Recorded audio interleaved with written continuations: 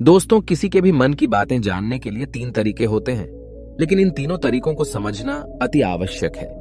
यदि आप इन तीनों तरीकों को समझ लेते हैं तो आप किसी के भी मन की बातें बड़ी ही आसानी से जान सकते हैं, समझ सकते हैं। तो चलिए इसे एक बुद्ध कहानी के माध्यम से समझते हैं कि किस तरह से आप दूसरों की मन की बातें जान सकते हैं, समझ सकते हैं। बहुत समय पहले की बात है। एक छोटा सा गांव था। उस गांव में दो भाई रहा करते थे।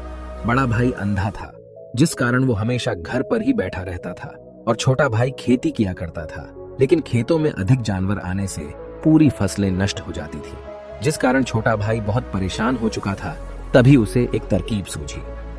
एक दिन उसने सोचा, खेतों में से इन जानवर को भगाने के लिए क्यों ना मैं अपने बड़े भाई की मदद लूं। वैसे भी बड़े भैया अंधे हैं, अगर वह खेत में बैठे रहेंगे और जानवरों की आहट आने पर वो उन्हें जोर से चिल्लाकर भगा सकते हैं, जिससे हमारी फसलें बच सकती हैं। इसलिए उन्हें मैं खेत में बिठा देता हूं। ये सब सोच विचार करने के बाद उसने अपने खेत में ही एक छोटी सी झोपड़ी तैयार की और अपने अंधे भाई को उस खेत में बिठा दिया और उनसे कहा, भैया, यदि कोई जानवर की आहट आपको सुनाई दे तो आप जोर जोर से चिल्लाना। ये सुनकर वो जानवर यहां से भाग जाएंगे और हमारी फसलें नष्ट होने से बच जाएगी। बड़ा भाई अपने छोटे भाई की बात मान लेता है और वो उस दिन से खेत में ही रहना शुरू कर देता है।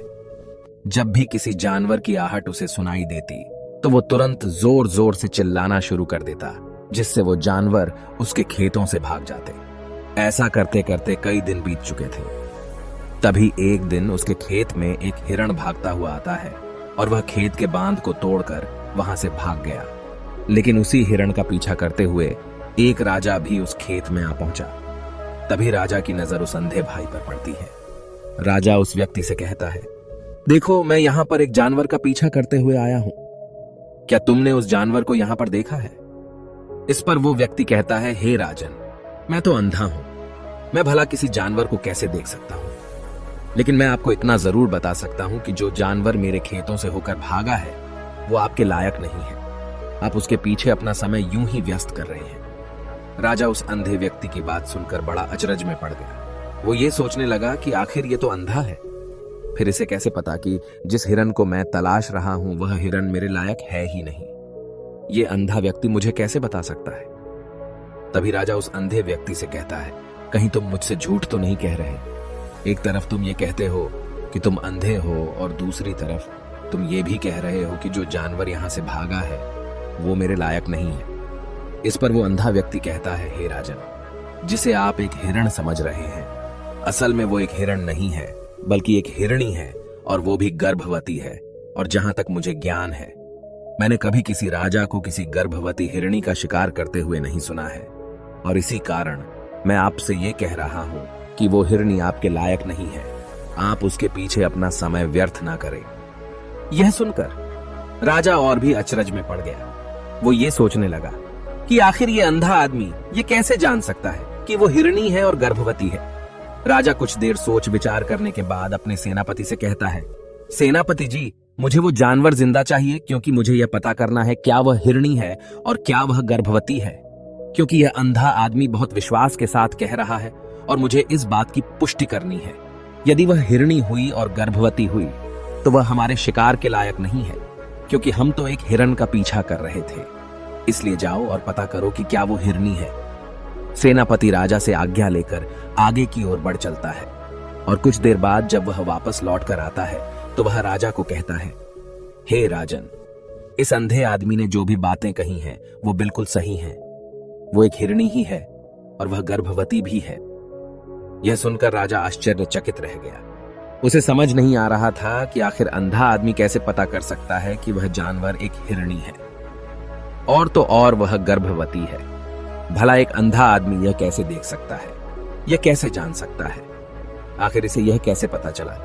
ऐसे कई सारे प्रश्न अब राजा के मन में उमड़ने लगे। अब राजा ने यह ठान लिया था कि मुझे इस बात की तह तक पहुंचना ही है कि आखिर यह अंधा आदमी कैसे जानता है कि वह जानवर एक हिरणी है। ये सोचकर राजा उस अंधे आदमी के पास जाता है और उस अंधे आदमी से कहता है, देखो, मैं ये तो नहीं जानता कि तुम सचमुच अंधे हो या नहीं, लेकिन मैं तुमसे एक बात जानने आया हूं। क्या तुम मेरे प्रश्न का सही सही जवाब दोगे? इस पर अंधा व्यक्ति कहता है, हे राजन, आप जो कुछ पूछना चाहते हैं मुझसे पूछ सकते हैं, मैं आपको बिल्कुल सच सच जवाब दूंगा। इस पर राजा कहता है, देखो, एक तो तुम कहते हो कि तुम अंधे हो और दूसरी तरफ तुमने यह बता दिया कि जिस जानवर का पीछा मैं कर रहा हूं वह एक हिरणी है, और तो और वह गर्भवती भी है। आखिर तुम्हें यह कैसे पता चला? तुम्हारे खेत में और भी तो जानवर आते होंगे, और भी तो जानवर यहां से गुजरते होंगे, फिर तुमने यह कैसे अंदाजा लगाया? तभी वह अंधा व्यक्ति राजा से कहता है, हे राजन, आप जिस हिरणी का पीछा कर रहे थे वही हिरणी जब मेरे खेत में आई, उसकी रफ्तार और उसके भागने की आहट से मुझे यह एहसास हो चुका था कि यह एक हिरणी है, और मेरे खेत की जो बांध है वह बहुत छोटी है, उसकी ऊंचाई ज्यादा नहीं है। यदि कोई हिरण होता तो उस बांध को बड़ी आसानी से लांघ जाता, लेकिन वह हिरणी इस बांध को तोड़कर भागी है, और यदि वह इस बांध को छलांग लगाकर पार करने का प्रयास करती तो इससे उसके बच्चे को खतरा होता, और इसी बात से मैंने यह पता लगा लिया कि वह गर्भवती है।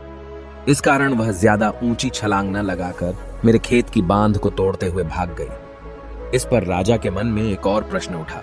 राजा ने कहा, किंतु तुम्हें कैसे पता चला कि वो एक हिरणी ही है, और भी तो कोई जानवर यहां पर आ सकते हैं? इस पर वो अंधा व्यक्ति कहता है, हे राजन, मैं पूरा दिन सुबह शाम यहीं पर बैठा रहता हूं, और मेरी सुनने की शक्ति बहुत तेज है। मैं ये बाफ जाता हूं कि कौन सा जानवर मेरे खेत में आया है, और उसी के आधार पर मैं जोर जोर से चिल्लाता हूं ताकि वो मेरे खेत से भाग जाए और मेरे खेत की फसलों को नष्ट न कर पाए। राजा उस अंधे आदमी का यह जवाब सुनकर पूरी तरह से संतुष्ट हो चुका था। वो मन ही मन ये सोच रहा था कि आदमी भले ही अंधा हो, लेकिन ये तो बड़ा ज्ञानी मालूम पड़ता है। इस आदमी से कुछ न कुछ तो काम निकलवाना ही चाहिए। ये विचार लिए हुए राजा वहां से वापस अपने महल की ओर लौट जाता है। राजमहल पहुंचते ही राजा उस अंधे व्यक्ति से कहता है, आप तो बड़े ज्ञानी व्यक्ति हैं, आपको किसी भी बात का पता बड़ी आसानी से चल जाता है। आज मैंने आपको यहाँ पर इसलिए बुलाया है क्योंकि मैं आपसे ये जानना चाहता हूँ कि मेरी पत्नी पतिव्रता है या नहीं। इस पर वो अंधा व्यक्ति कहता है, हे राजन, ये कैसा प्रश्न हुआ? इस पर राजा कहता है, मैंने आपसे बिल्कुल उचित प्रश्न किया है, मुझे इस प्रश्न का उत्तर दीजिए। इस पर वो अंधा व्यक्ति कहता है, हे राजन, ये सारी बातें जाने दीजिए। आपकी शादी को इतने साल बीत चुके हैं, और अब आप ये बात क्यों जानना चाहते हैं? आपके मन में ऐसे प्रश्न क्यों उठ रहे हैं? इस पर राजा जिद करते हुए कहता है, देखिए, आपको मुझे इस प्रश्न का उत्तर तो देना ही होगा। यदि आप मुझे इस प्रश्न का उत्तर नहीं देंगे तो मैं आपको मृत्युदंड दे दूंगा। राजा के मुख से यह बात सुनकर वो अंधा व्यक्ति कहता है, हे राजन, यदि आप इस प्रश्न का उत्तर चाहते हैं तो उसके लिए आपको मेरा एक काम करना होगा। राजा कहता है, बोलो, मुझे क्या काम करना होगा? इस पर व्यक्ति कहता है, इसके लिए आपकी पत्नी को मेरे साथ कमरे में अकेले छोड़ना होगा। उस अंधे व्यक्ति की यह बात सुनकर राजा पहले तो क्रोधित हो जाता है, लेकिन फिर कुछ सोच विचार करने के बाद वह उस व्यक्ति की बात मान लेता है और अपने सेनापति को आदेश देता है, सेनापति जी, इस व्यक्ति को और मेरी पत्नी को एक कमरे में कुछ देर के लिए अकेला छोड़ दे। सेनापति बिल्कुल वैसा ही करता है। अब राजा की पत्नी और अंधा आदमी एक कमरे में बंद हो चुके होते हैं। तभी वो अंधा आदमी राजा की पत्नी से कहता है, मुझे आपको छूना है। इस बात पर रानी अत्यधिक क्रोधित हो जाती है और उस अंधे आदमी को वो पकड़ पकड़ कर पीटने लगती है, कभी हाथों से तो कभी लातों से तो कभी पटक पटक कर। इस तरह से उन्होंने उस अंधे आदमी की खूब पिटाई की। उसके बाद किसी तरह से वह अंधा आदमी अपनी जान बचाकर वहां से भाग निकलता है और वह राजा के पास पहुंचता है और वह राजा से कहता है, हे राजन, आपकी पत्नी पतिव्रता नहीं है।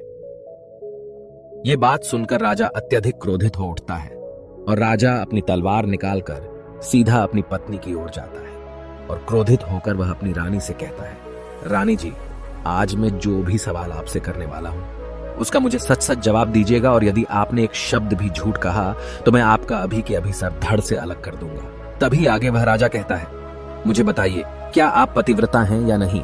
इस पर रानी कहती है, हे राजन, आप भले ही मुझे जान से मरवा दीजिए, लेकिन मैं पतिव्रता नहीं हूं। राजा यह बात सुनकर बहुत खुश हुआ, क्योंकि उस अंधे आदमी ने जो भी कहा था वह बिल्कुल सच था। यह बात सुनकर तुरंत ही राजा उस आदमी के पास पहुंचता है और आकर उस अंधे आदमी से कहता है, तुम्हें कैसे पता चला कि मेरी पत्नी पतिव्रता नहीं है? इस पर वह अंधा आदमी कहता है, हे राजन, बड़ी सीधी सी बात है। मैंने तो आपकी पत्नी से बस इतना ही कहा था कि मुझे आपको छूना है, और इस बात पर वह इतना क्रोधित हो उठी कि उन्होंने गुस्से में आकर मुझे लात घूंसों से पीटना शुरू कर दिया। और भला कोई औरत किसी और मर्द को कैसे छू सकती है, लेकिन उन्होंने न आव देखा न ताव, बस लात घूंसे मुझ पर बरसाने शुरू कर दिए। वह भी तो एक छूना ही हुआ, और एक पतिव्रता नारी कभी भी पराये मर्द को नहीं छूती। जब मैंने उसे छूने के लिए कहा था तो वह उस वक्त मुझे मना कर सकती थी, लेकिन उन्होंने तो मुझे पीटना शुरू कर दिया और देखते ही देखते उन्होंने मेरे पूरे शरीर को छू लिया। अब आप ही बताइए, ऐसी स्त्री भला पतिव्रता कैसे हो सकती है? इस पर राजा कहता है, तुम तो बड़े ज्ञानी मालूम पड़ते हो। अच्छा ठीक है, चलो तुम मेरे एक प्रश्न का और जवाब दो। यदि तुमने मुझे इस प्रश्न का सही सही जवाब दे दिया तो मैं तुम्हें यहां से जाने दूंगा। आगे राजा उस अंधे आदमी से कहता है कि तुम मुझे यह बताओ, क्या मैं सच में अपने पिताजी का ही बेटा हूं या फिर किसी और का? इस पर वह अंधा भी कहता है, हे राजन, इस बात से आपका क्या लेना देना? आप किसी की भी औलाद हो, आखिर आप हैं तो इस राज्य के राजा, इसलिए इस प्रश्न को जाने दीजिए। लेकिन राजा कहता है, नहीं नहीं, मुझे इस प्रश्न का सही सही जवाब चाहिए, अन्यथा यह प्रश्न मुझे हमेशा परेशान करता रहेगा। इसलिए मैं इसका सही सही जवाब जानना चाहता हूं। यदि तुम इसका सही सही जवाब दे देते हो तो तुम यहां से जा सकते हो, मैं तुम्हें नहीं रोकूंगा। इस पर वह अंधा आदमी कहता है, हे राजन, इसके लिए तो मुझे आपके मां के पास भी जाने की कोई आवश्यकता नहीं है। मैं आपको अभी अभी यह बता सकता हूं कि आप किसकी औलाद हैं, लेकिन उससे पहले मैं चाहता हूं कि आप मुझसे एक वादा करें कि आप मुझ पर क्रोध नहीं करेंगे। राजन ने कहा, मैं तुमसे वादा करता हूं, मैं तुम पर क्रोध नहीं करूंगा। इसके बाद वह अंधा आदमी राजा से कहता है, हे राजन, आप हैं तो अपने ही पिता के पुत्र, लेकिन आप पर एक कंजूस सेठ की छाया पड़ी हुई है। यह सुन राजा बहुत क्रोधित हो उठा और वह तुरंत तलवार निकालकर अपनी मां के पास जा पहुंचा। वह वहां पर पहुंचने के बाद अपनी मां से कहता है, मां, मुझे सच सच बताइए, क्या मैं अपने ही पिता का पुत्र हूं या नहीं? यदि आपने मुझे सही सही नहीं बताया तो वह यहीं पर अपने प्राण त्याग दूंगा। मुझे बताओ क्या सच है? इस पर उस राजा की मां कहती है, बेटा, तू है तो अपने ही पिता का पुत्र, लेकिन तुम्हारे ऊपर एक कंजूस सेठ की छाया पड़ी हुई है। जब मैं एक बार नहाने के बाद अपना मुंह आईने में देख रही थी, तभी उस कांच के पीछे मुझे एक कंजूस सेठ नजर आता है और उसी की छाया तुम पर पड़ चुकी है। यह सुन राजा बहुत खुश हो जाता है और वह तुरंत दौड़ा दौड़ा वापस उस अंधे आदमी के पास पहुंचता है और उस अंधे आदमी से कहता है, तुम्हें यह कैसे पता चला कि मुझ पर एक कंजूस सेठ की छाया पड़ी हुई है? इस पर वह आदमी कहता है, हे राजन, आपने मुझसे कई सारे सवाल पूछे जिनका जवाब मैंने आपको सही सही दिया है। यदि कोई और राजा होता तो मुझे इसके बदले में ढेरों सारे इनाम मिल चुके होते, लेकिन अब तक आपने एक फूटी कौड़ी तक नहीं दी है। इस बात से ही मैंने अंदाजा लगा लिया था कि आप बहुत कंजूस हो। यह बात सुनकर राजा जोर जोर से हंसने लगा और कहता है कि आप जो भी मांगेंगे वह मैं आपको अवश्य दूंगा, लेकिन मुझे यह बताओ कि तुम्हें कैसे पता चल जाता है कि कौन सी बात सही है और कौन सी गलत? तुम किसी भी बात का इतना सटीक और सही जवाब कैसे दे पाते हो? इस पर वह अंधा आदमी कहता है, हे राजन, मैं तो वैसे ही अंधा हूं। यदि मेरी आंखें होती तो मैं किसी की भी मन की बातें बड़ी सरलता से जान लेता। मन की एक भाषा होती है और यह भाषा मनुष्य के शरीर के व्यवहार के रूप में देखी जा सकती है। उसकी आंखों से, उसके होठों से, उसके काम करने के तरीके से, उसकी क्रियाओं से पता किया जा सकता है कि उसके मन में क्या चल रहा है। उसके आधार पर हम किसी के भी मन की बातें जान सकते हैं। लेकिन मैं तो अंधा हूं, मैं देख नहीं सकता, इसलिए मैं क्रियाओं से देखता हूं। यदि मुझे कोई बात जाननी हो तो अगले आदमी को कुछ काम देना पड़ता है, जिस पर वह व्यक्ति किस प्रकार काम करता है, किस तरीके से इस काम को करता है, उसके आधार पर ही मैं यह पता कर पाता हूं कि उसके मन में क्या चल रहा है। तभी वह राजा कहता है, तो क्या इसका अर्थ यह हुआ कि मैं भी किसी के मन की बातें जान सकता हूं? इस पर वह अंधा आदमी कहता है, हे राजन, अवश्य आप भी किसी भी व्यक्ति के मन की बात जान सकते हैं, किंतु उससे पहले आपको अपने ऊपर काम करना होगा, और वह काम है अपने मन को शांत करना, अपने मन को वर्तमान में लाना होगा, जिसके लिए मैं आज आपको 3 तरीके बताने वाला हूं। और ये तीनों ही तरीके बड़े ही आसान और सरल हैं। किंतु हे राजन, उससे पहले आपको एक काम करना होगा, अपने मन को एकाग्र करना होगा। जब हम अपने मन को एकाग्र करते हैं, अपने मन को वर्तमान में लाते हैं, तो हम दूसरे के मन की बात जान सकते हैं, क्योंकि वह आदमी अभी भी अपने मन में वर्तमान में ही सोच रहा है, और हमें भी मन को वर्तमान में ही लाना होगा। तभी हम उसके मन की बातें जान सकते हैं। यदि हम अतीत में हुई घटनाओं के बारे में सोच रहे हैं तो वह जो अगला आदमी वर्तमान में सोच रहा है, वर्तमान में अपने मन में बात कर रहा है, वह हम कैसे जान पाएंगे? क्योंकि हम तो अतीत की घटनाओं में डूबे हुए हैं। इसलिए किसी के भी मन की बात जानने के लिए सबसे पहले हमें हमारे मन को एकाग्र करना होगा, उसे वर्तमान में लाना होगा। आगे वह व्यक्ति राजा से कहता है, हे राजन, जो 3 तरीके मैं आपको बताने वाला हूं, इन 3 तरीकों से बड़ी आसानी से किसी के भी मन की बातें जान सकते हैं। उसके बाद वह अंधा आदमी राजा से कहता है, हे राजन, जो सबसे पहला तरीका है वह है आंखों पर ध्यान देना। किसी व्यक्ति से बात करते वक्त उसकी आंखों में देखना, उसकी आंखों पर ध्यान देना जो सबसे ज्यादा जरूरी है, क्योंकि आंखें बोलती नहीं पर बहुत कुछ कह जाती हैं। यदि हम किसी व्यक्ति की आंखों के इशारों को समझना सीख जाएं, हम यह जान पाएंगे कि व्यक्ति के दिमाग में क्या चल रहा है, वह क्या सोच रहा है और अभी वह क्या करने वाला है। मेरे पास आंखें नहीं हैं, लेकिन मैंने अपने गुरु से यह विद्या सीखी है, क्योंकि बहुत सालों पहले मेरे पास आंखें थीं और मैं उस वक्त लोगों के मन की बातें केवल उनकी आंखों से ही जान लेता था। इसलिए यदि आप भी दूसरों की मन की बातें जानना चाहते हैं तो आपको भी उनकी आंखों पर गौर करना चाहिए, जैसे कि उनका आकार कैसा है, वह कब, कहां और किधर देख रहे हैं। यदि उसकी आंखें यहां वहां घूम रही हैं, जब आप उससे बातें कर रहे हैं तो वहां वह इधर उधर मोड़ रहा है, कभी ऊपर तो कभी नीचे या कभी आसपास, या फिर उसकी आंखें खुश नजर आ रही हैं या फिर आंखें निराश नजर आ रही हैं, जैसे कि चोर होता है। उसकी आंखों में जब हम देखते हैं तो हमें यह पता चलता है कि अगले आदमी ने कोई गलती की है। ठीक उसी प्रकार जब हम किसी चालाक व्यक्ति की आंखों में देखते हैं तो आपको पता चलेगा कि उसकी आंखों में एक भाषा होती है।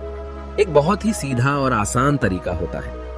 यदि आपको यह पता लगाना है कि सामने वाला व्यक्ति आपसे झूठ कह रहा है या फिर सही, तो आपको उसकी आंखों पर ध्यान देना अति आवश्यक है। यदि आपसे बात करते वक्त वह व्यक्ति अपनी आंखें यहां वहां घुमा रहा है, ऊपर नीचे, इधर उधर, दाएं बाएं, हर जगह देख रहा है, तो इसका अर्थ यह हुआ कि वह उस बात से निकलने का कोई रास्ता ढूंढ रहा है, वो कोई झूठ बना रहा है।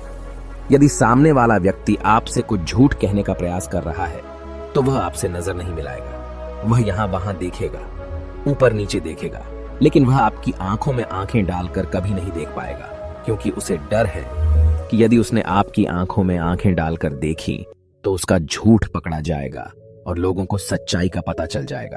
और इसी प्रकार कुछ और भी भाषाएं होती हैं।